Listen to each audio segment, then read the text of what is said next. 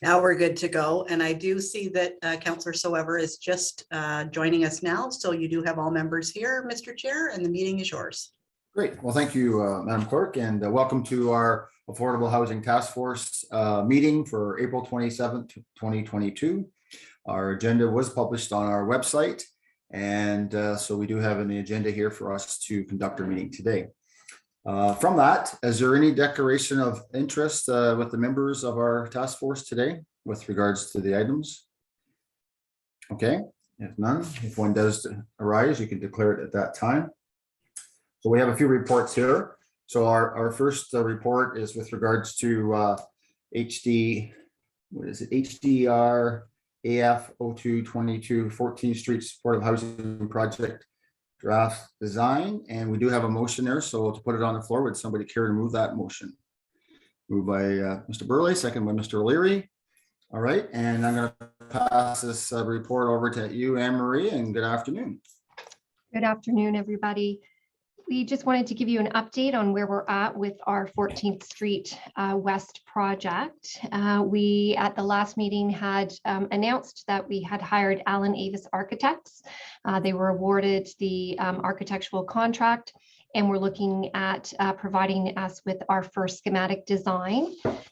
So this report is just about the supportive housing units and the draft schematic design that we have. I'm going to try to share my screen, see if I can put up a picture of it.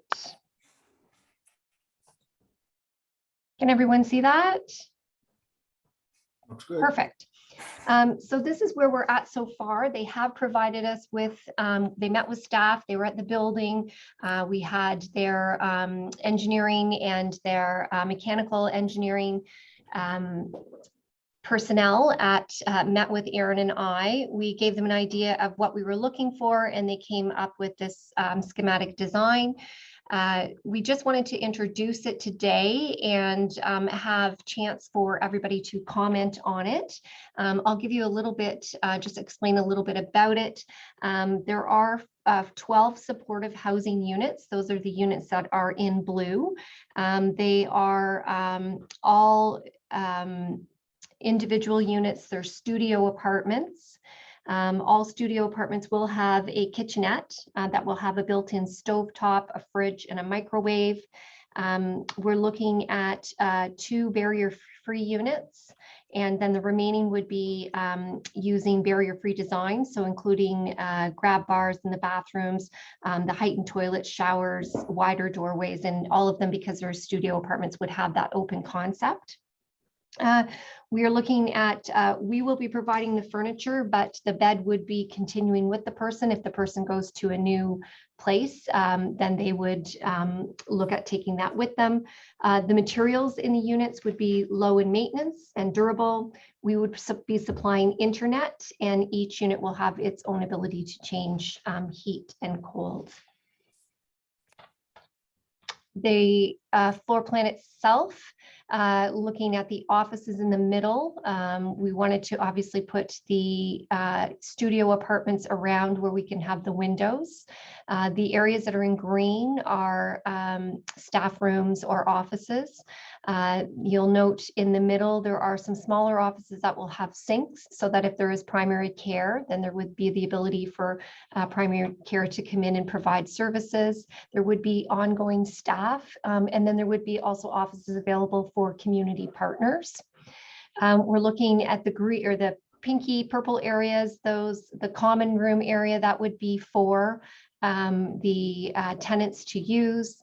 And the hub area, the programming area, would be multi-purpose use. It would be for services that are coming in to provide different programming. It could be open to public programming.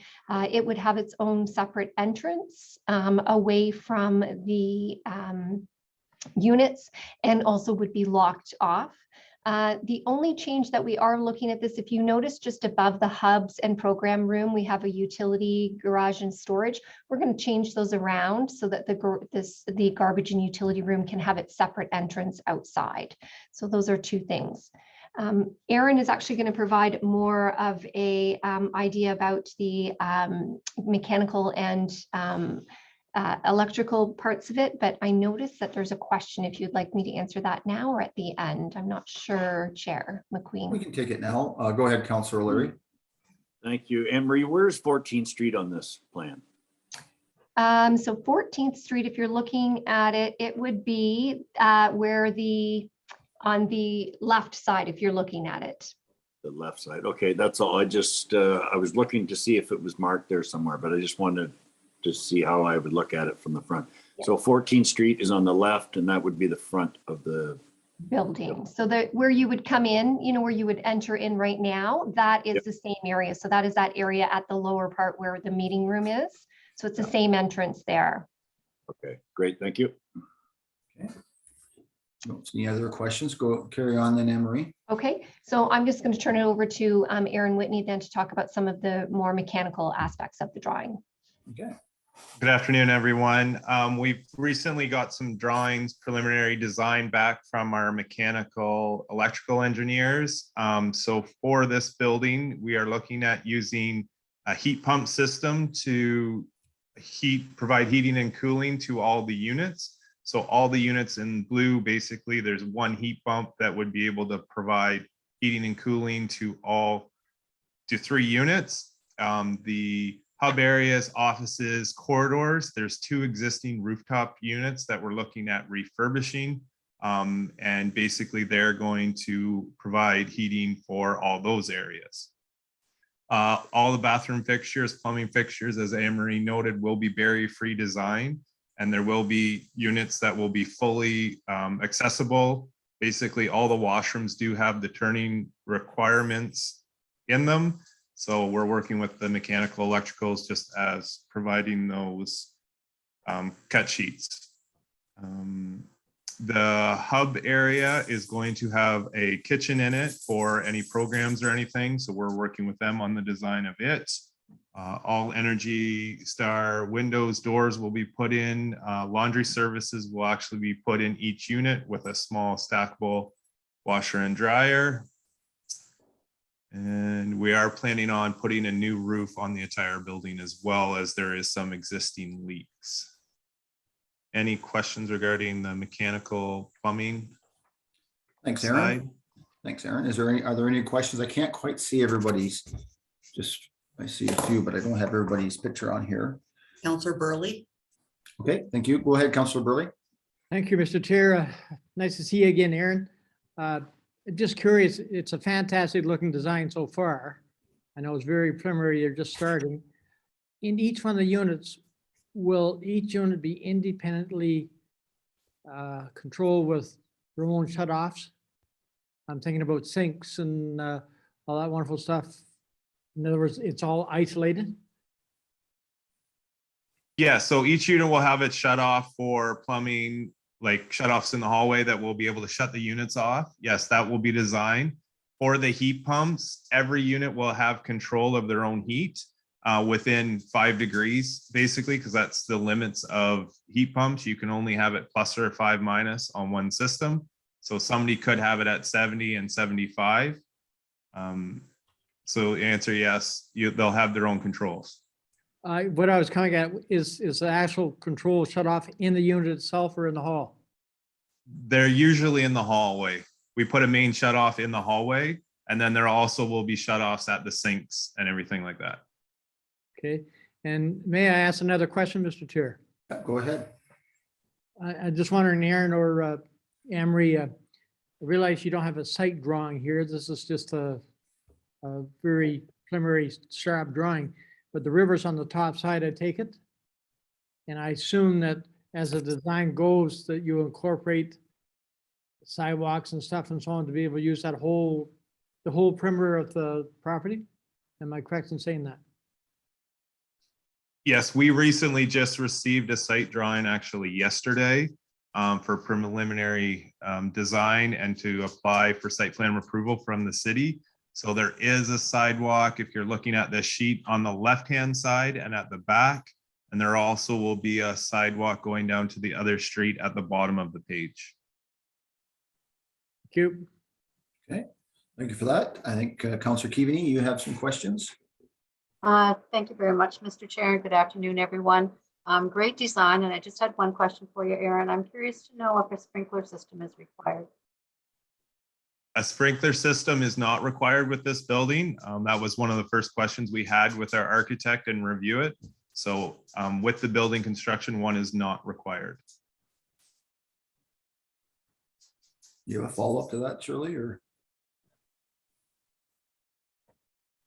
So we would probably be looking at heat detectors though in the units like we have with our own, so that if if an alarm doesn't go off or for whatever reason, there's still that heat detector that is directly linked to the fire department. So we would continue with that same service in here too. So.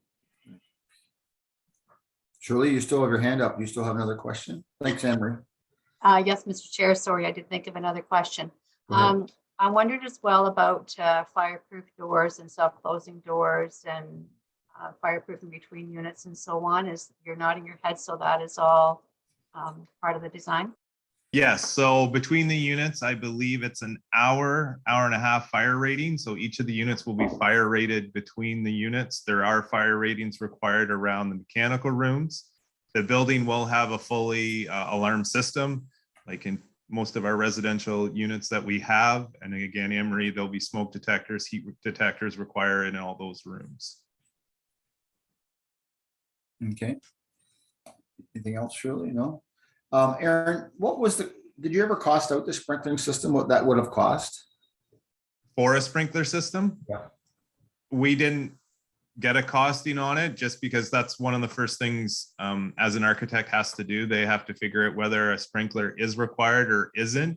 And because this is a residential building and not a care and detention occupancy, one is not required as per the building code. Okay, thank you. Are there any other questions from committee members? Oh, go ahead, Councillor Sweber. So thank you, Mr. Chair. So in terms of the sprinkler system, in terms of insurance, would there be savings on the insurance if there was a sprinkler system?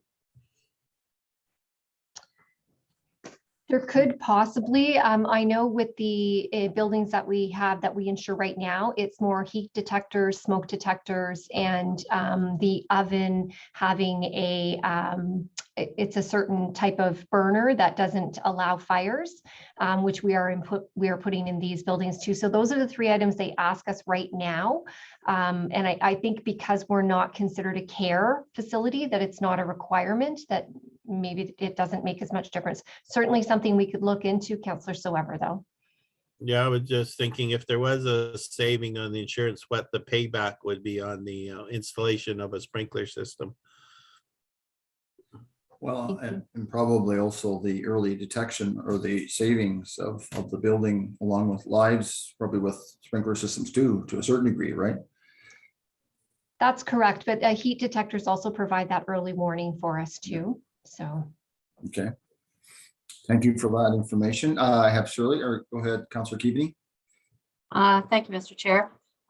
Curious to know, was this a smoke-free building? Is smoking permitted within the building? It will be a smoke-free building. All the buildings that we have in our portfolio are grandfathered in smoke-free as of, I believe it was 2013. So it will be along with the lines with that. We did meet with a peer advisory group out of the Canadian Mental Health Association to get some advice on what they might see and look for in a building. We have some preliminary feedback from them, and we're expecting some more. And one of them was just to allow a designated smoking area outside so that there is an area for people to go. The other one was around pets, and we will be pet friendly. All of our buildings are pet friendly, so that was another aspect. Definitely some of the sinks in some of the rooms, laundry. There was a number of great suggestions that they did have for us, and that group is going to wrap up a little bit more of a formal report and send that back to us. More looking not necessarily with the design, but more on amenities and some of the things that we could programming and what we could bring into the project. So we're looking forward to those comments from them too. Okay. Any other comments? I guess a question I have for Aaron is with the heat pump, not only does that provide, I guess, more efficient type of heat, but that also provides air conditioning too, correct? That's correct. A head basically is mounted in each unit, and they'll have the air-to-air heat pump allows for heating and cooling. Right. So that's a added for comfort, for year-round comfort, which is nice. I know my parents are way into their 80s. They like it cranked at about 82 degrees. So probably the same in the cooling as well, right? To keep it cool. Okay. Oh, Mr. Warden, good afternoon. Thank you, Mr. Chair. The units are designed for supportive housing, which presumably is for individuals who are single. But would they ever be allowed to have a partner stay with them? Would the rules allow with respect to that? Anne-Marie? I would imagine if there was a couple that was interested in moving into supportive housing, that's something that we would certainly support. Programming rules and all of that, we're working with the Canadian Mental Health Association around what the program model will look like, and that's sort of still in conversation. But something that we have met about and are continuing to meet. And I'm gathering that the common areas, could those be used for visitation? So for example, if they have, access to their children, or they have family that want to visit, is that what those spaces are for? Certainly. I mean, the common room area will have, couch TV. So there'll be like another place for someone to go and meet, or if they're, but also if they wanted to bring family in, there's the meeting room, all the rooms in pink could certainly be reserved for people to have meetings with. The other thing that we're putting into the hub programming space is the ability to host meals there. So if there was group meals or there'll be that access there too. Socials. Yeah. Right. Card games and all that kind of stuff. Birthday parties and stuff. Go ahead, Councillor Burley. Thank you, Mr. Chair. I'm just wondering, Anne-Marie or Aaron, I assume this will be a controlled building as like the rest of our buildings with the access, and I imagine the main access will be through the front door to each one of these units.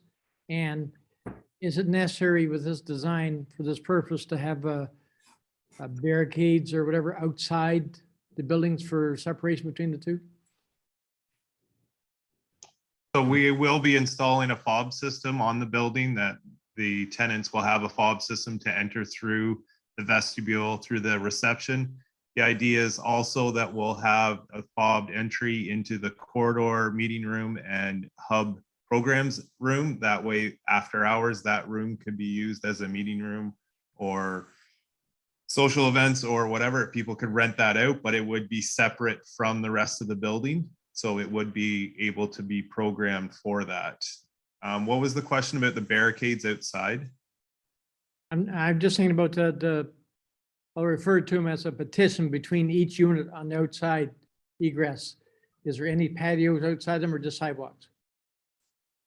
We weren't having any patio doors, or in the preliminary design, there isn't any patio doors or patios outside the units right now. Basically, the drawing just shows windows looking out the units. Okay, thank you. Just going on that, Aaron, is there going to be a common area that people could sit outside? No, fresh air and outside is something that's good for health. Is there like a common area?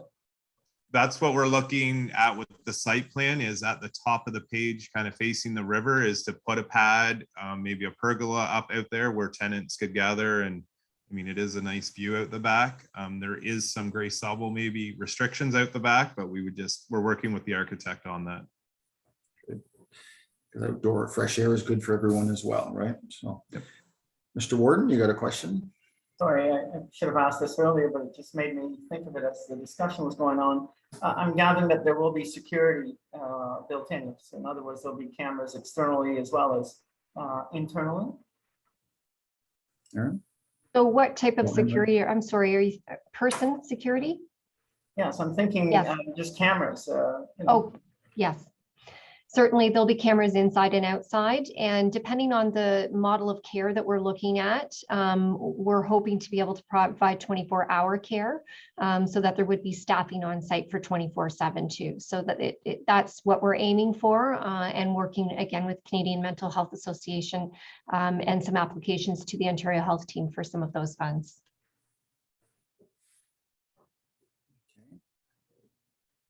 Any other questions from committee members? So it was raised about the idea of getting a price on or from insurance. Is that something that this committee wishes to pursue, or maybe Madam CEO, if you have any comments there with regards to our insurance? I don't know if you have any comments there or not, but. Here. We're actually in the midst of, it's interesting that this has come up today because we're actually in the midst of some further discussions with Marsh, our insurance provider, around risk ratings and risk remediation. So it's easily and a perfect time to be weaving that into these conversations. So that we'll follow up that way, since we're going to be talking to them anyway. Anything to save anything on insurance, because it's gone through the roof, literally. So. Yeah. All right. Okay. I don't see everybody. Is there any last comments, questions from anyone on this? Certainly, just that we wanted to provide this opportunity to have a look at what we have proposed so far. And timeline wise, we are just waiting for, I believe, one more drawing from our architect, and then we'll be submitting our site plan approval with the City of Owen Sound, which we've already been working with them on. And then we're hoping that we would be out for tender sometime in May for construction, with construction drawings. So maybe at the end of May, beginning of June is sort of our hopeful. And then the architect is convinced and is thinking that it would be definitely a March of 2023 completion for the renovation. So, and that will meet our provincial guidelines too. So in this environment of building, have you been talking to a few prospectives just to give them a heads up, as if you have a pretty aggressive time frame there? So yes, and we've been fortunate that Alan Avis, the architect, Alan Avis Architects are familiar with some of our deadlines that we have. They've worked with municipalities and counties that have been working with tight timelines from provincial funding. So we're lucky that they've gone through this again before and recently too. So super. We'll look forward to that moving forward. Any last comments from committee or staff? Can you just take your screen down, Anne-Marie, so I can see everybody, and then I'm going to call the vote here then. If there's no other questions, then all in favor of the motion. Okay, that's carried unanimously. Okay. So moving on our agenda then to, this is a big one, Randy, with regards to the motion, with regards to comments from yourself and the county with regards to Bill 109, More Homes for Everyone Act. And there is a motion there. Would somebody care to put it on the floor? The Warden Hicks and Councillor Keaveney. All right. So Randy, you did your homework on this one, and I know through AMO I've seen some of this before because that came through our MOU and lots of discussion and sort of getting it done before the election is called. So there's a lot of tight turnarounds here, but I'll pass it over to you. Great. Thank you, Chair McQueen, and good afternoon, everyone. This topic is a big topic, but it's not as exciting as the supportive housing report and topic for sure.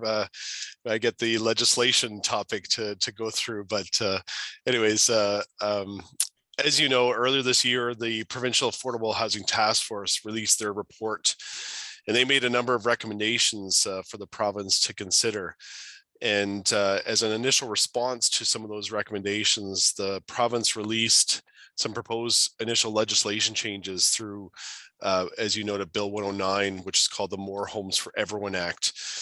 Those legislation changes were released end of March, and the province was initially seeking comments by April 29th.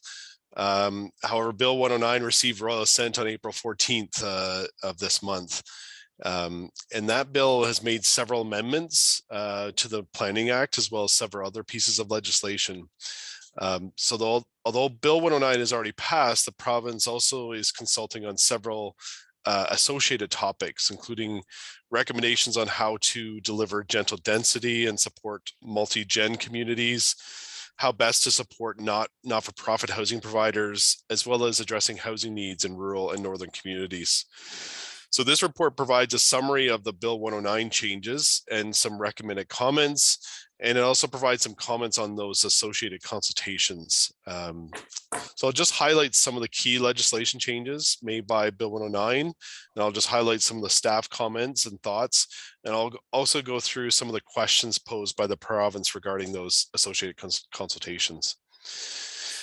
So in terms of the changes to the Planning Act, the province has made several changes, including changes to site plan application approvals, zoning approvals, plan of subdivisions, as well as the creation of a new tool called the Community Infrastructure and Housing Accelerator tool.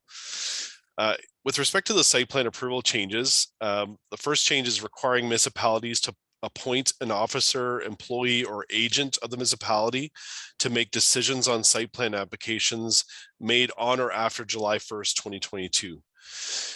Another change for site plan is extending site plan application review from 30 days to 60 days.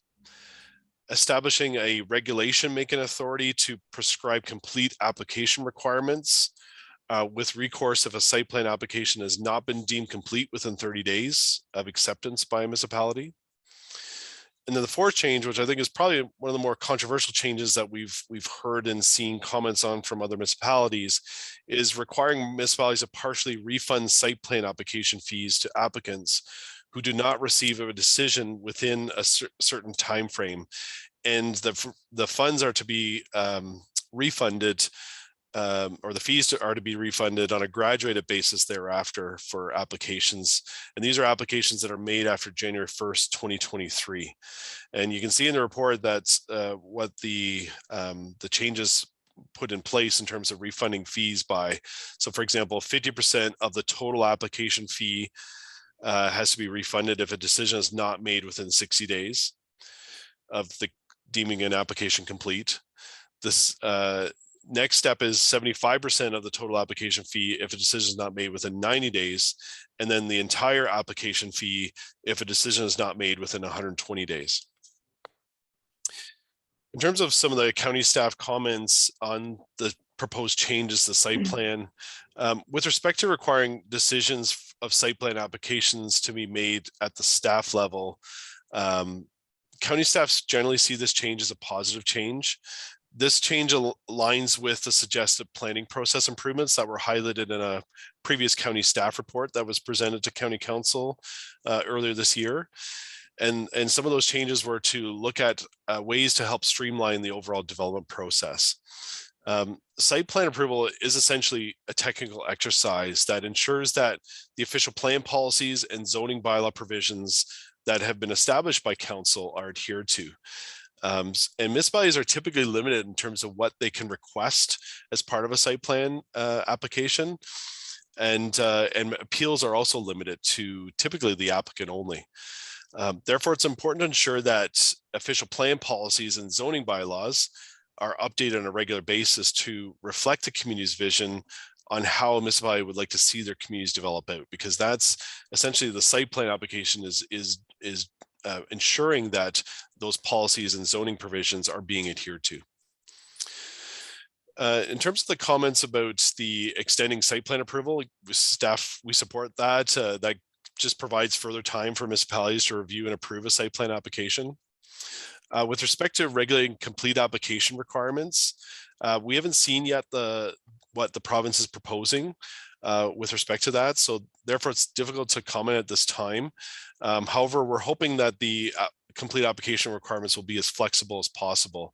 Otherwise, if they're quite restrictive, we might see municipalities looking to, for example, apply holding zones on specific properties if they feel that additional information would be required that they're not able to require at time of site plan application. So there may have to be some further adjustments need to be looked at depending on what is prescribed as complete application requirements by the province. And generally what we're recommending is that municipalities or the province not provide those prescribed application requirements and leave that up to municipalities to decide what is required at time of complete application. With respect to the changes requiring municipalities to refund the application fees if a decision is not made within timeframes, as I noted, this one's probably the more controversial one that we've seen comments on from municipalities. And county staff are equally concerned that these changes we feel are unfairly penalize municipalities for not approving applications. The planning approval process involves a number of stakeholders, and the municipality relies on comments from all those stakeholders in order to render a decision. So if those comments from stakeholders are not received in a timely fashion, or if several revisions are required to a site plan application, that causes delays in approving a site plan application.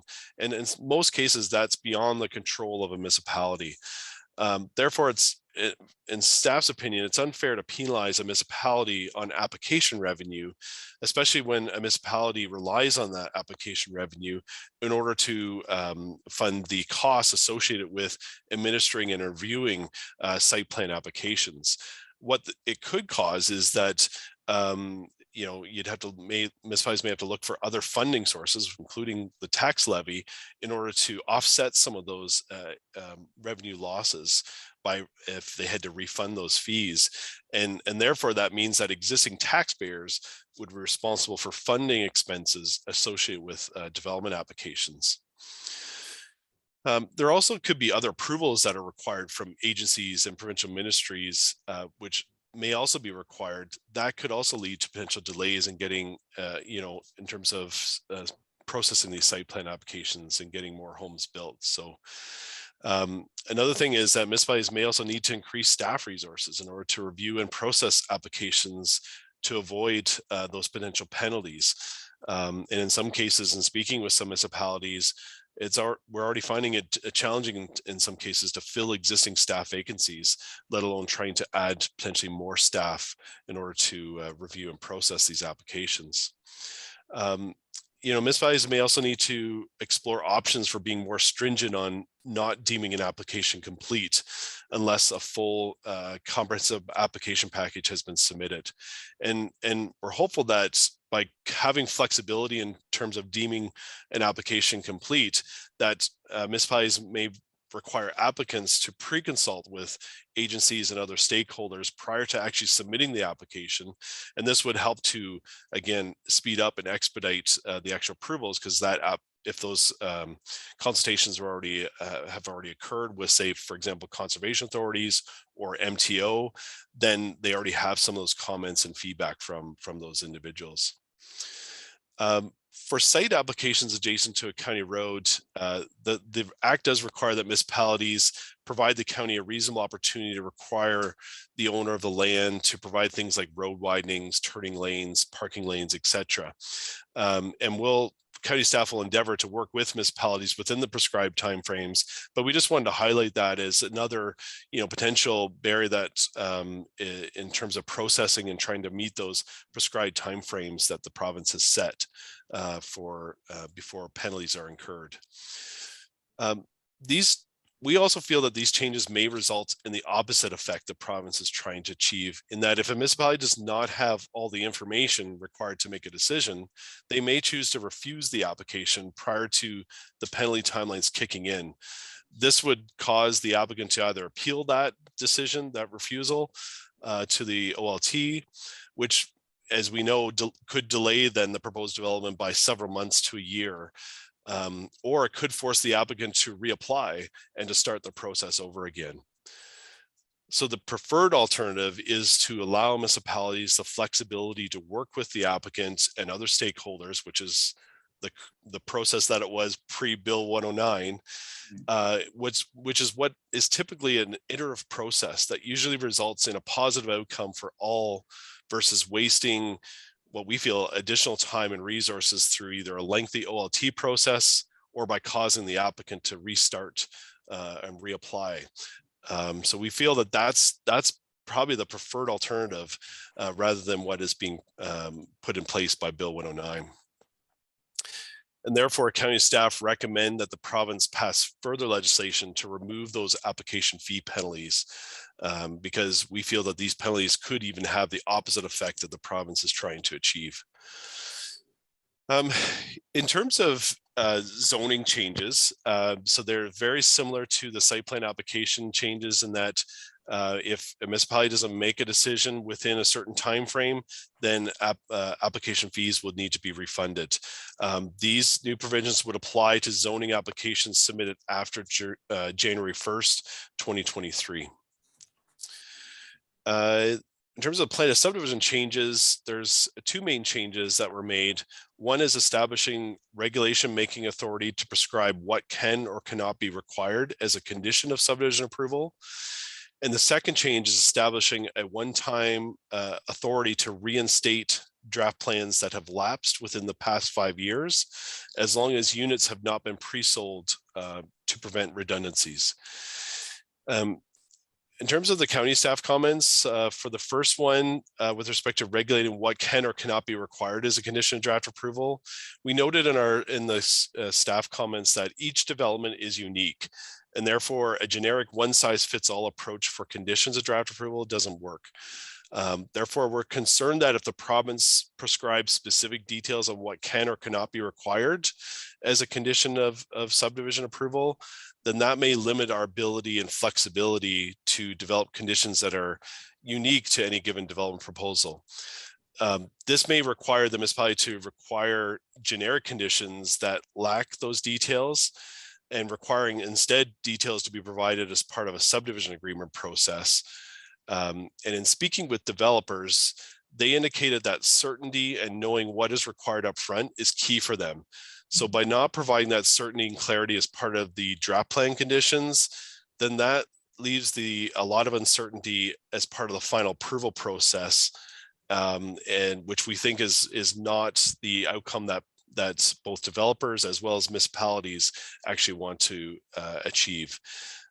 Therefore, we're recommending the province not prescribe specific details on what can or cannot be included in draft plan conditions, and just leave that again up to municipalities to determine what is the appropriate conditions for each specific development, because each development, like I said, is unique. With respect to establishing a one-time discretionary authority to reinstate draft plans that have lapsed within the past 5 years, we generally support this change. This has come up in the past. There's been the odd time where a draft plan has lapsed. And prior to Bill 109, once a subdivision had lapsed, it causes the applicant to reapply, and we have to go through the full process again, including having another public meeting. So these changes made in Bill 109 will save both the applicants and municipalities time and resources. The last change, just to highlight in the Bill 109 changes on the Planning Act, is this new tool that the province has introduced called the Community Infrastructure and Housing Accelerator tool. So this is a new tool. The purpose of the tool is to allow the minister to expedite zoning changes for certain types of development if requested by a municipality. It's very similar to a minister's zoning order and can only be utilized for certain types of development outside of the Greenbelt area. So for our area, that's outside of the Niagara Escarpment Plain area. The minister has to establish guidelines, and the province did post some guidelines on the ERO as part of that. And we tried to summarize those draft guidelines in the report. The types of development that can use this tool include things like community infrastructure that is subject to a Planning Act approval, that support the quality of life for people and communities by providing public services for matters such as health, long-term care, education, recreation, social culture activities, and security and safety. Other developments include any type of housing, including community housing, affordable housing, and market-based housing. Buildings that would facilitate employment and economic development, as well as mixed-use developments. So these, in terms of county staff comments for this new tool, these are very similar to MZOs, as I mentioned. And from a staff's perspective, there is a time and place for a tool of this nature to be used, such as a proposed development that would have significant overall benefit for the community, but just doesn't quite meet the current zoning provisions.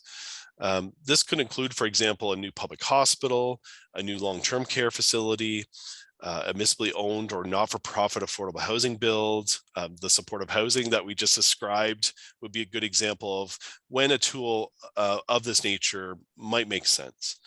The development should still adhere to natural hazard or heritage policies, and should require stakeholder consultation, which it appears that the proposed guidelines for this new tool would support. Staff would recommend, however, that this tool be utilized sparingly. We would instead recommend that flexibility be provided in our zoning documents to allow these types of developments to occur in a variety of zones, to ensure that we're, again, just allowing that flexibility to occur where developments are going to have, significant community benefit. We think that our official plan documents or zoning documents should allow those types of developments to occur in a variety of areas in our communities. There were other changes in Bill 109, including some Building Code Act changes, which we've highlighted in the report. They're also proposing some changes in terms of improving data collection. There's things around surety bonds, and as well as OLT improvements and providing funding to hopefully expedite the approvals that are sitting with the OLT. So there are some other changes that we have highlighted, but I won't go through those in detail. Maybe I'll take a pause there and see if there's any questions with respect to the changes to the legislation before I go into some of the comments on the other housing consultations. Yeah, there's a number of questions there. So yes, thanks, Randy. And at this point, are there questions, comments with regards to the changes that Randy's bringing forward to us with Bill 109? Go ahead, Councillor Laurie. Thank you, and through you, Mr. Chair. Randy, I'm just wondering about this application fee penalty. You would prefer the two sides just to work together, which is really what they're doing now. So what is the thinking behind doing this? Like, it's just going to cause hard feelings. It's going to cause confusion. Like, what is the reason for it? What are they trying to fix? Yeah, it's a good question, and we have had the advantage of taking. There was a webinar that the province held last week, and some staff sat on that, including myself. And my understanding is what their thoughts were. Right now, we don't, under the Act, there's not a deeming a complete application or for a site plan is not a thing. So Bill 109 introduces deeming a site plan application complete. And as part of their thinking, I think they're wanting to make sure that complete and comprehensive applications are submitted, because what we do find is that in some cases that the applications that municipalities receive, it doesn't have all the information that's required. And there's a lot of back and forth then that's caused by that. And when you have a lot of back and forth and a lot of stakeholders, then there's a lot of back and forth amongst a number of stakeholders and the applicant to eventually get to a stage where you're ready to approve something. So I think their thinking is if we build in some of those complete application requirements at the front end, put more of the onus on the applicant to ensure that there's a complete application submission right from the get-go, then there's be less back and forth, and therefore they're thinking that municipalities will be able to meet those timeframes. We think that there's still going to be challenges. There's still going to be times where that's not going to be the case. I think with that, I think municipalities are going to have to hopefully utilize that deeming of application complete and be really stringent on not receiving an application if it doesn't meet all the requirements that municipality is looking for, because that's when the clock starts ticking. And if so, if you don't, if you don't have everything, then you don't start the clock. If you have everything, then hopefully then the process should be fairly straightforward and should be able to meet those timeframes. But we still think there's going to be times where it's going to be challenging to meet those timeframes, especially if your municipality is relying on comments from other stakeholders. And with that, we feel that it's unfair to penalize municipalities on refunding those application fees. As I mentioned, municipalities rely on those fees to administer those programs. So then we're going to have to fund those refunds through other sources of funding, and that's likely to come from existing taxpayers. So that's where we don't see the connection ultimately of that particular change. I think they're trying to, at the end of the day, expedite approvals, get shovels in the ground quicker. We don't think this is one of the solutions, though, that we think that's just unfairly penalized municipalities. We'd rather spend more time on the official plan and zoning bylaws to make sure that those are up to date and ready to go. So then we're able to expedite approvals as quick as we can. So we think there's better time spent on those documents than trying to refund fees and trying to, in some cases, like I said, refuse applications. That either kicks it to the OLT, which causes even further delays and time constraints and resource constraints on everyone's end, and it or it forces the applicant to reapply. And we just think that's not what I think the province was intending, but that's potentially the outcome that we could see with respect to these changes. Sorry for that long-winded answer, but we're finding it difficult to see the connection. And we think that the outcome will actually be worse and not actually achieve what the province is hoping to achieve. It's almost like they think the municipalities are holding back just because they can, almost.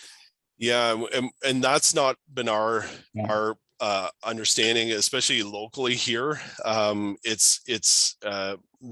Municipal staff do a fantastic job of bringing these applications forward in a timely fashion, and in some cases it's they're waiting for some information that's beyond the control of local municipal staff. And so if we felt that at the end of the day it was in some cases like municipalities were the holdup, then maybe that I could see a connection, but we're not seeing that, at least locally here in Grey County. Madam CEO, did you have something to add? I did. And I think Randy's last sentence there is maybe a significant thing to it. This is attempting, I believe, to fix a problem that we maybe don't necessarily have in Grey County. I think from past experience of mine, their municipalities in some places felt really unduly criticized by the development community, who said, these guys have had this application since, forever. Well, meanwhile, when you actually went, well, we had a piece of paper for a long time, but that bear very little relationship to a complete application. So, which is it? And so I think there was some attempt there to really get a handle on what does it mean to have a complete application. But really what I wanted to say, and I'll just bang this drum again, is about pre-consult. We all need to have a really good pre-consult process so that that kind of clarity and transparency is available to people. And if you're having the same questions and the same troubles over and over again about what are we supposed to be doing about this, that, or the other aspect of a development, then is that a place where you need to be looking at your own policies and standards and ensure that whether it's community design standards or whatever, you've documented that and it's out there.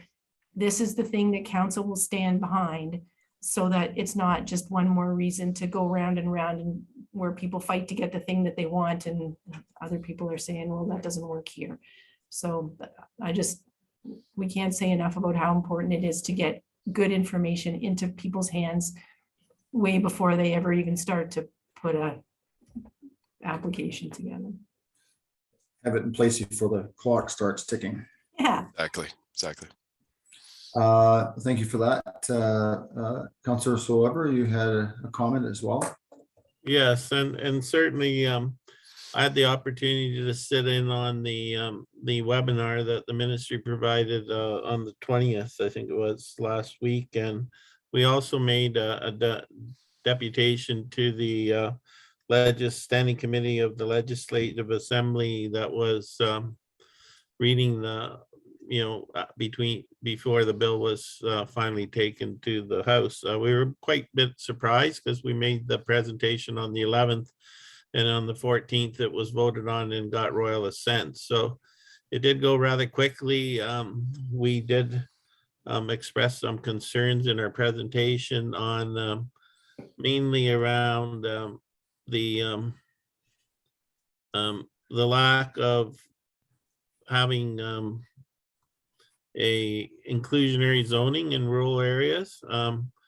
That's, we don't really have the tools. And what we did point out was that although it's Bill 109 has made some positive changes in removing roadblocks, these apply to all builds, and in the Blue Mountains anyway, we had 400 builds. So houses are getting built, just no attainable ones. And so we suggested maybe looking at inclusionary zoning Ontario-wide, and also requiring local planning authorities to establish and implement minimum targets for the provision of housing, which is affordable to low or and moderate income households. And that's actually, those words are straight out of the provincial policy statement. So it says we're supposed to do it, but it doesn't really give us any more tools than we have now. And then we also suggest that they set up an attainable housing quota system, which actually provides credits to those that build attainable housing. With regard to the webinar and the discussion on refunding fees, I think it's pretty clear that municipalities will need to have very firm policies about what constitutes a complete application. And, that may mean that a complete application is one that has received the comments of all, if you have a pre-consult. So you gotta really institute policies. The way we see it is your pre-consult defines what comments you need.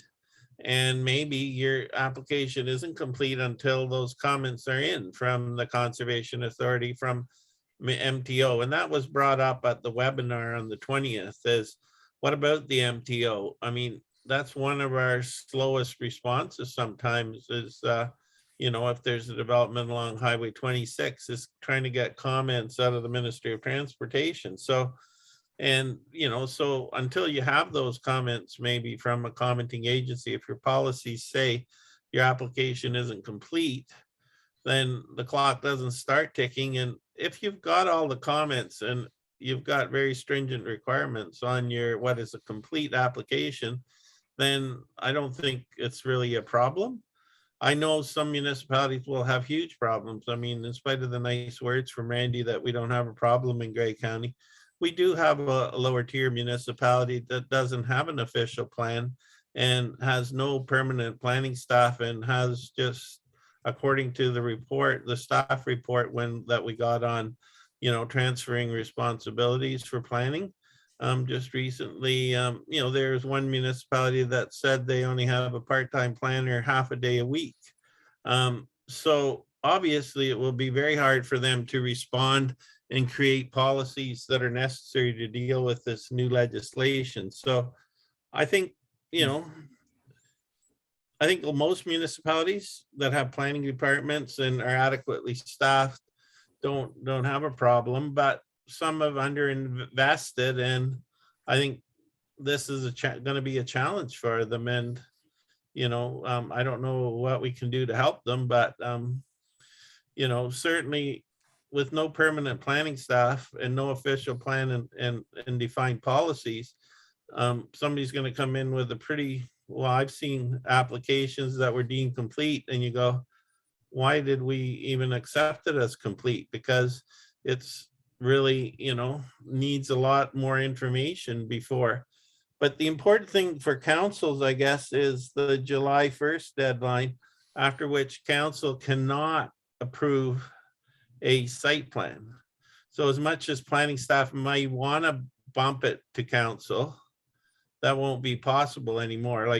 And so everybody needs to really look at their delegated authorities, and those delegated authorities do have to be in place by, I think it's July 1st. So it's there's not a lot of time to, to run that through a committee of the whole and council and come up with a new delegated authority. Because although our staff have the right to approve it, it still comes to the mayor and the clerk for a signature. So I have asked that question. I said, well, by signing it, I'm binding the municipality, and that question was asked at the webinar as well. So do the delegated staff have the authority to bind the municipality to a site plan agreement? Because right now they prepare the agreement, they approve it, and they send it to the mayor and the clerk for signature. But the signature is what binds it. So under this new legislation where it said council, it has to be delegated to staff, is that signature and the binding of the municipality also now no longer the responsibility of the mayor and the clerk, but of some, because the mayor is a member of council. So that is a question, and we're waiting for an answer on that, because, it seems like, if the council can't be the binding authority, then the mayor shouldn't be signing it probably. Could be described or made also with bylaws and different things that council pass, and then the binding authority is still the mayor and the clerk too, right? But this legislation says that responsibility is entirely staff's. Well, hopefully you'll get an answer back. Yeah, and like Councilor Swever indicated, that question was posed at the webinar. I think the provincial staff indicated that they would circle back on that because the question was like, is it delegated to staff up to the initial approvals, which is still subject to conditions, subject to a site plan agreement, and therefore is it delegate also to staff to sign the site plan agreement, or can that also be signed by, like Councilor Swever indicated, the mayor and the clerk, which is typically the process that we see today. So I think the provincial staff are going to circle back on that. We haven't seen anything with respect to that, but as Councilor Swever indicated, there is a tight time frame to at least delegate, even if it's just the initial approval of conditional approval of a site plan, that has to be done prior to July 1st, 2022. Provincial staff indicated that the refund and the deeming of complete application requirements doesn't kick in until January 1st, 2023. So they indicated they pushed that to that time frame to give municipalities the opportunity to update their bylaws around deeming complete applications and whether or not official plans would also need to be updated in order to reflect policies in terms of what the requirements for deeming applications complete. And that's still quite a tight time frame, especially when we're in a municipal election year as well. Almost like a housekeeping update on your plan or your official plans, because usually an official plan review takes more than 6 months or 8 months, right? So, okay, one example I know that was raised was, and I know they're trying to get more houses built in across the province, there's a deficit. But one example was, okay, if you're changing the density from a family or a single family home zoning to a high intensity, there's going to be a lot of pushback. And that can cause its delay even just on that part, because you're changing the whole neighborhood from single family dwellings to high density or whatever. And, sometimes like that, things like that just don't flow as fast as they find. And also the other example is, if you're doing your pre-consult and say there's a requirement for environmental assessment or a scoped environmental assessment, that takes time as well, and you almost want to have that done before you deem it complete, because sometimes, depending on what it is, can sometimes take months depending on what it is too, right? So yes. And you mentioned about the ability to have to hire more staff if you have to make the applications move quicker, and you say you're even having trouble to replace your staff, right? So yeah. Okay, any other questions up to this point? Okay, Randy, you want to go through those questions, summarize those questions that you have answered then, or? For sure. So as I mentioned, there are some other associated housing consultations that the province has posted through the ERO. So they're seeking feedback on housing needs in rural and northern municipalities, opportunities to increase missing middle housing and gentle density, and seeking feedback on access to provincial financing for not-for-profit housing providers.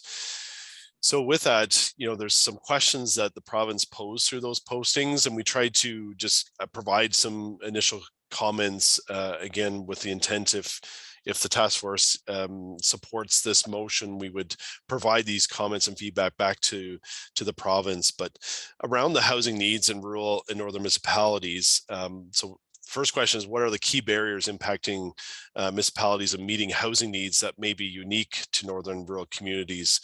And we just noted what we've had the discussions already with this task force about the increasing land costs, the increasing development and building costs being a barrier, are overall just increasing housing prices, largely being dictated by market forces, increasing the demand for housing beyond what can actually be supplied by the current market. Not enough builders and licensed contractors to keep up with the demand. Housing being used for short-term accommodation, which impacts overall housing supply for residents, and not having the proper type and mix of residential units available to meet market and affordable needs. Example, we need more smaller and rental units for downsizing and or earlier entry into the housing market for first-time buyers and renters. The second question is, what kind of flexibility is needed to address housing needs in your municipality? And we just know that the more flexibility provided to municipalities to address our housing needs, the better. And therefore, provincial policies and programs that allows just more flexibility for municipalities to make decisions that respond to the needs of our community is where we would like to be at. This could include policies that allow municipalities the flexibility to deal with settlement area boundary expansions to increase the supply of land, for employment land conversions, and things of that nature. We also noted that financial programs from the province to create transitional housing and supportive housing and not-for-profit housing is key. And we just noted that the social services relief funds have been very helpful with that. And staff recommend that at minimum that a similar funding program be provided by the province to help support the creation of more community housing, just to ensure that we're providing housing supports for those most in need of our communities, which I know has been front and center in the focus of this particular task force. We also noted that focusing community consultation requirements during the creation or updating of official plans and zoning bylaws is key, but once those documents are in place, consider reducing consultation requirements for things like site plan and plan of subdivision applications, as long as they conform to those official plan policies and zoning bylaw documents. So that way it helps maybe expedite the process. If we front end our community consultations, which are important documents at the official plan and zoning stages. But like I said, once those are in place, maybe we reduce the consultation requirements for those more technical applications that are just administering and implementing essentially those documents. In terms of question 3, what potential tools or policies could the government consider to address housing needs in municipalities? We noted incentives, so funding from the province again to assist with incentives to target specific housing required in our municipalities. Doing more building code updates to allow for more housing types, including modular housing and tiny housing. Looking at community improvement plans and allowing these to be created by upper tier municipalities without the current restrictions that are in place. Council Soever indicated this tool as well in terms of allowing municipalities to implement inclusionary zoning provisions without the current restrictions that are imposed. This would allow municipalities to set a specified percentage of housing to be at an affordable housing rate for all new developments. Or the developer could provide a contribution in lieu of the affordable housing that can then be used to build more community housing and not-for-profit housing. So we think that's a key tool that we would like the province to reduce the current restrictions to allow rural municipalities to put in place. We also noted that any provincial owned lands that are surplus the needs of the province, that they consider transferring these to municipalities so that it can be used to create community housing, or that it could be sold to create funds to support the creation of community housing.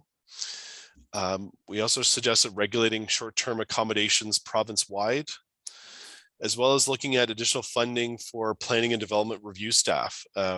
This just goes back to the earlier comments in terms of municipalities may require to the need to upstaff in order to process these applications within the new prescribed timeframes. So having additional funds to support that would be beneficial. In terms of question 4, do you have other suggestions for ways to improve housing supply and needs in rural municipalities? So we just noted, again, funding, updates to building code, those programs and tools that we just talked about.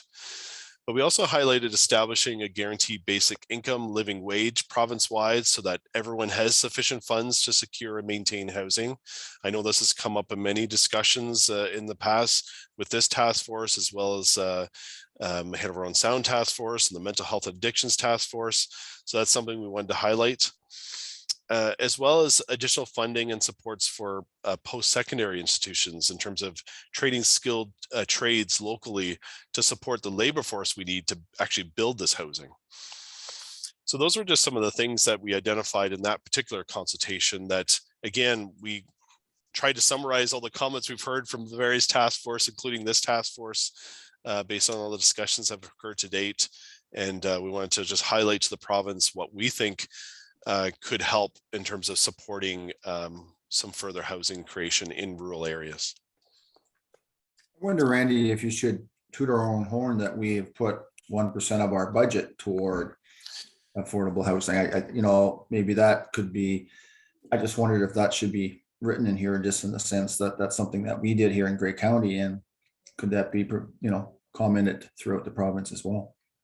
Yeah, thanks for that, Chair McQueen. And we did highlight that in the next consultation questions around the opportunities to increase missing middle housing, gentle density, and supports. We did note that the county's housing action plan that this task force has created, and we noted the Affordable Housing Fund and some other tools that have been, or policies and programs that we're moving forward with. So I think that's something that we just suggested or recommended that the province could look at province-wide to be able to, again, help encourage more affordable and attainable housing throughout the province. So we did try to highlight that. We didn't highlight that in the first discussion, but we definitely could have for sure. But we tried to highlight it at least in the next consultation summary. I know I share it with colleagues that I talk to throughout the province, and you know, just to say, well, sometimes you got to be a player at the table as well as we are. Just before we go any further, Randy, Councillor Keaveney has a question. Go ahead. Thanks very much, Chair McQueen. Randy, thank you for all of that information. One question in relation to key barriers. And I noticed that we didn't bring up NIMBYism, and I wonder if there's a potential to talk about that as we address barriers and thinking of education to our residents to help them understand really what affordable housing is and why we need it, and try to put more of a positive spin on that issue, because certainly in our municipality that is something we hear a lot about. For sure. Thank you for that question. And again, we didn't highlight it in the first questions, but we did highlight it in question 1 for the next consultation. We hired that one of the biggest barriers for delaying the diversity and type of housing being built in our existing neighborhoods is NIMBYism, for sure. And I agree that more education, more awareness, not just locally through Grey County, but if that can be extended province-wide, would be very helpful. Just to let people know that we need this housing. We need this type of housing in our communities in order to support our residents. And so I think that's a great point, and it's something that I can't recall if we flagged the education side of things. So if we didn't, we'd be happy to add those comments in before we send the comments off to the province. Somewhere there was a motion being passed around through the province, and I think at one time it was up to 25 municipalities that were supporting a complete change with the appeal process, like to almost eliminate it sort of thing. If council makes the decision, then that's what sticks. I don't know if you've heard much about that, Randy, or not. Yeah, there was some discussion. I think some municipalities were suggesting that, and I think it just goes back to the comments in terms of, you know, we think the key documents for community consultation and setting that vision of the community is at the official plan and zoning bylaw stages. And once those plans are updated and in place, then the technical exercise, that's where we see either reduction in consultation timeframes or reduction in potential appeals mechanisms could be considered, because then that's essentially just moving forward and implementing what the community's vision has been put in place at the OP and zoning stage. So that's, it sounds similar to, I think, what we've identified, but maybe taking it to even the next step in terms of not just even reducing consultation requirements, but could you reduce appeal mechanisms as well when we get to those technical applications? So maybe the streamline of that is right away identify, it's just meet the official plan, then it's gone. Like it just, right. There needs to be a fast approach to eliminate those appeals, because we know when we have those public meetings, people they don't want it because they don't want it, but they don't realize the process, right? So, yeah. Okay, carry on, Randy. So the next area of consultation, as I mentioned, was around increasing missing middle housing, gentle density, increasing supports for multi-generational housing. So the first question was, what are the biggest barriers and delays to diversifying the types of housing? And as we discussed, NIMBYism, appeals to OLT, dated official plans and zoning bylaws, and we just noted due to staff resource challenges just caused by increasing application volumes and development inquiries. The significant upfront investment that's required for rental apartments before you actually see a return on that investment, as well as the length of time for provincial approvals for things such as record of site conditions, MTO approvals, and EAs, which was noted earlier as well. In terms of the second question, what further changes the planning and development process would you suggest to make it easier to support gentle density and missing middle and multi-gen housing? So this is where we did note that Grey County, in partnership with our member municipalities, are taking actions through the county's housing action plan to try to address some of the housing challenges within our communities. And we just noted, you know, the CIP program that we've collectively implemented, offering development charge exemptions for purpose-built rental housing, exploring the use of county and municipal-owned surplus lands to support future builds, establishing that affordable housing fund, just to name a few, and as well as ensuring our OPs and zoning bylaws are updated, are all key to making sure that we can expedite and allow for, you know, this opportunities to create that missing middle housing and multi-gen housing and increase our density in our communities that can support it. The province should also consider limiting appeals of zoning amendments. So I couldn't recall if we flagged that, but I guess we did, that are associated with implementing a proposed draft approved plan of subdivision. So recognizing again, just opportunities to expedite the process where we're just going through, like I said, a technical exercise.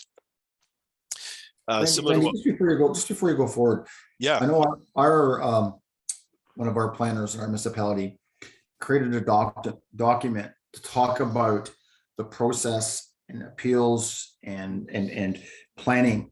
And I wonder if it's something that if we have it on our website, so when people get through the process, they have to realize that if you're appealing certain things, you have to have some really good reasons why. And because like I said, our planner brought this report to our council, and it really was a good report because it takes away the whole part of just saying, no, I don't support this, because you don't have the grounds to do that.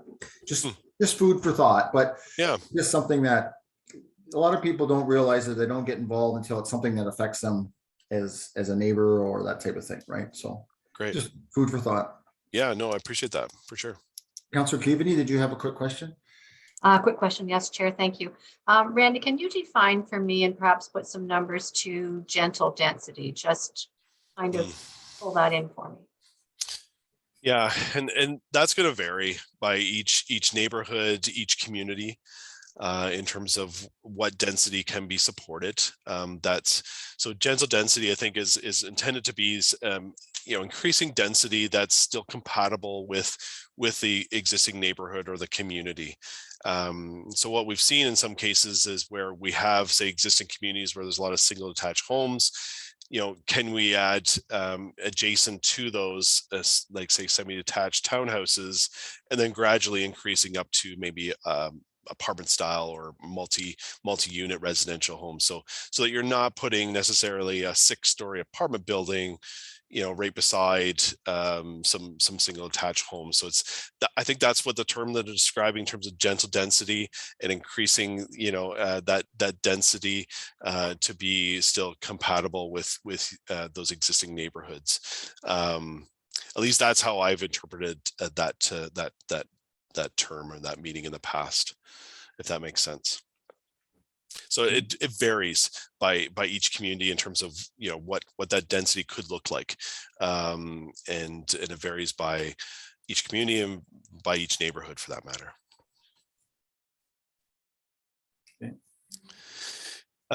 So in terms of the third question that was posed there, so that are you aware of innovative approaches to land use planning and community building? So again, we just referenced the Grey County Housing Action Plan that this task force has created.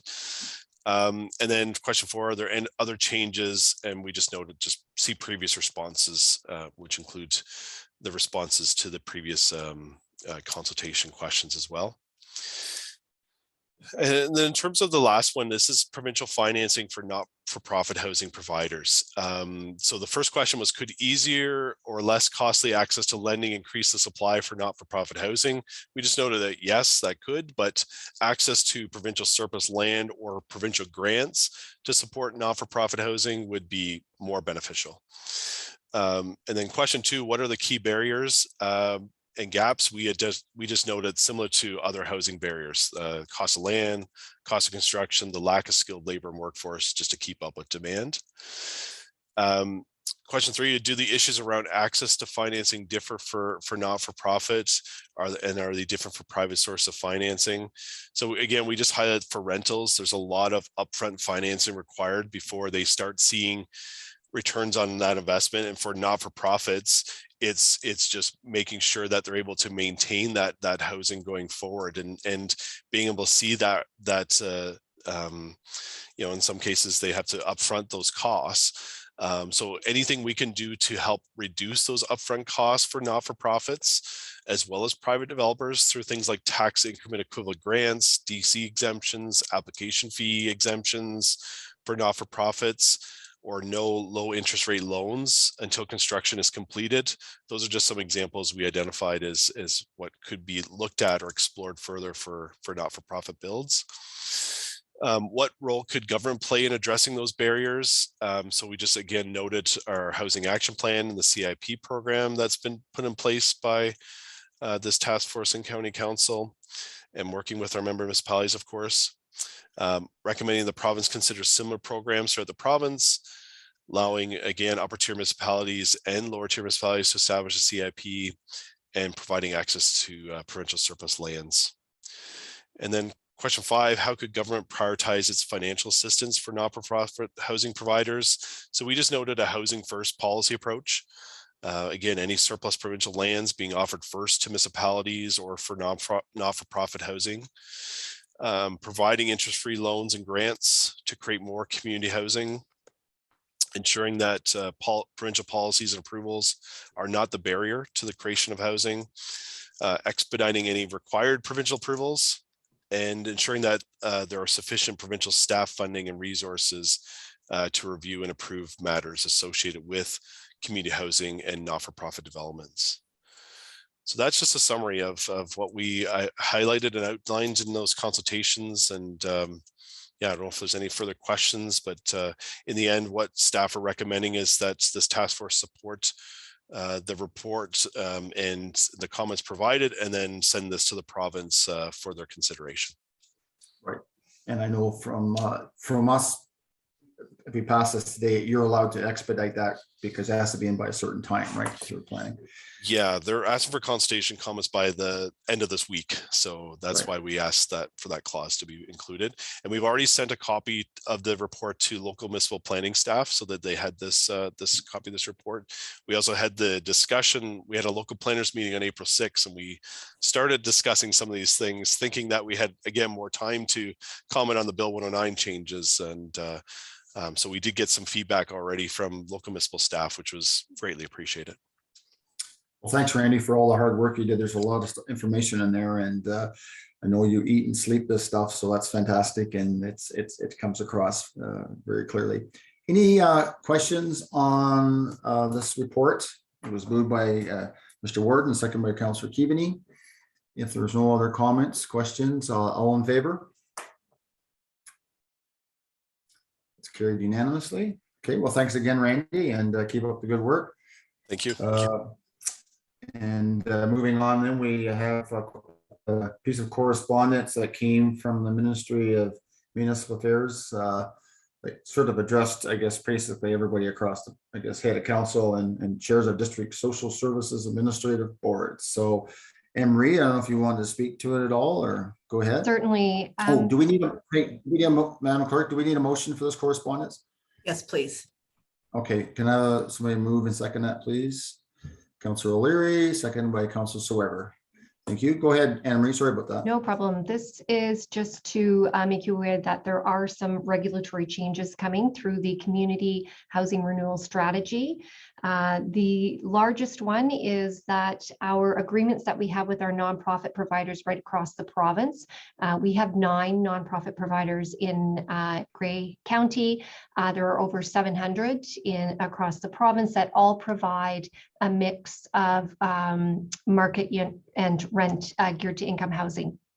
And these agreements that we have are all coming to an end. So the province is looking at providing us some guidelines and some legislation and regulatory framework as to what's next. So how can we continue to entice these nonprofits to stay with us and continue to provide funding? And what does that funding look like? As their mortgages come to an end, there will be a change in the amount of funding that's required. But at the same time, the province has put in a framework that will be providing additional funding for capital repairs and entering into a financial plan that is jointly agreed upon and developed with the service manager, ourselves, and the 9 nonprofits. Our first nonprofit agreement to end is in 2023. I believe it's in January or February. So we'll be working towards that. There's more information coming on that. We are working with our sector organization, OMSA, and the province in looking at some sort of framework for an agreement. The other regulatory amendments are on on income limits and assets, and we in Grey County already have those. A number of providers don't, and this is just giving us a deadline in which to have a income limit and asset limits. By having the limits, it does ensure that we're providing housing for those that truly need it, and the County of Grey has done this for a while. So there will be a report coming in June to provide further information and get any approvals that we may need from council. Okay, thank you for that. Any comments from committee members? At least this signature you can read. Some signatures you cannot read. Okay, seeing there's no other comments, all in favor of that correspondence? That's carried unanimously. Okay, thank you. Anything else for today's meeting? I don't see anything else on the agenda. I did hear a stat this morning. I'm not sure how true it is on the news that 30% of houses in Ontario are second units of some sort. They're not primary units. So I don't know if anybody heard that today, but I caught something that on the news this morning. So interesting, but mind you, I don't know if that's including people that have homes that they rent out or for rental or whatever. I guess, I didn't get the whole details, but maybe keep your ears open for that. There may be more information coming that way. All right, so our next meeting is set for June, so that could be, Sorry, Mr. Chair. There is other business bi-monthly meetings, okay, or there. reports to the task force. So Anne Marie? Sorry. Thank you. I just put this item on as we're getting further into our construction phase of our build, just wanting to put it out there to council or to this task force if they would like by every other month reports on our progress, you know, how we're doing, where we're at in the process, just as some oversight. I know that it would be great to have some of that feedback from council and the task force, and for us to be able to provide you as where we are. So just thinking that every other month might be where we're at. It might be longer stretches depending on where we're at within our phases, but just wanting this to be to keep you informed of where we're at with this build. No. Any questions about that? Concerns? No, that sounds okay. Sorry about that, Madam Clerk. I missed that. It was a small writing, so. Yeah, okay, so you don't need just a nod of the head is okay. Okay, fine. That's good. So our next meeting is June 24th. And we'll have some updated reports on that, or updates on what's happening. So you may be building by then. All right, so seeing there's no other one, I don't know, Madam Clerk, on these, do you need an adjournment or do you need a motion to adjourn? You need a motion to adjourn, sir. Okay, so can I have a motion to adjourn, please? Moved by Warden Heck, second by Councillor Soever, that we adjourn at 2:26. Any discussion? All in favor? Okay, that's carried unanimous. Have a great day, everyone. It looks like it stopped snowing, so that's a good thing. So